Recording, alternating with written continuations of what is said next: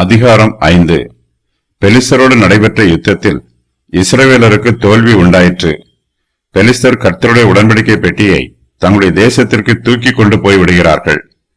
இஸ்ரவேல் புத்திரரோ கர்த்தருடைய பெட்டியை திரும்பவும் தங்கள் தேசத்திற்கு மீட்டு கொண்டு வர எந்த முயற்சியும் மேற்கொள்ளவில்லை.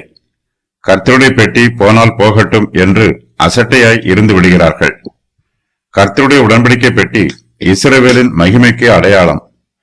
தேவனுடைய பெட்டி பிடிவிட்டு போனபடியினால் மகிமை இஸ்ரவேலை விட்டு விலகி போயிற்று என்று இக்கபோத்தின் மனைவி சொன்னாள். ஆனால் இஸ்ரவேல் புத்திரரோ தங்களை விட்டு விலகி போன கர்த்தருடைய மகிமையை பற்றி சிறிதும் கவலைப்படவில்லை. கர்த்தர் எரிச்சலுள்ள தேவன். அவர் தம்முடைய மகிமையை யாரோடும் பகிர்ந்து கொள்ள மாட்டார். தம்முடைய மகிமையை எப்படி காத்துக்கொள்ள வேண்டும் என்று கர்த்தருக்கு தெரியும். இஸ்ரவேல் புத்திரர் கர்த்தருடைய பெட்டியை மீட்பதற்கு ஒன்றும் செய்யாமல் அசட்டையாய் இருக்கும்போது கர்த்தர் தம்முடைய மகிமையை நிலைநிறுத்துவதற்கு கிரியை செய்ய ஆரம்பிக்கிறார். பெலிஸ்தர் தேவனுடைய பெட்டியை பிடித்து அதை தாகோனின் கோவிலிலே கொண்டு வந்து வைக்கிறார்கள்.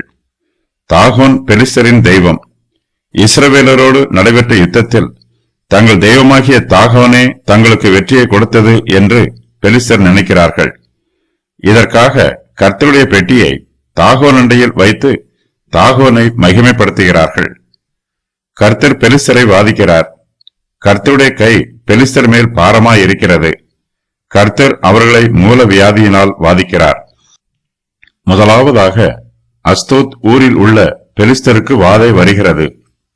அதன் பின்பு அந்த வாதை காத் ஊராருக்கும் வருகிறது.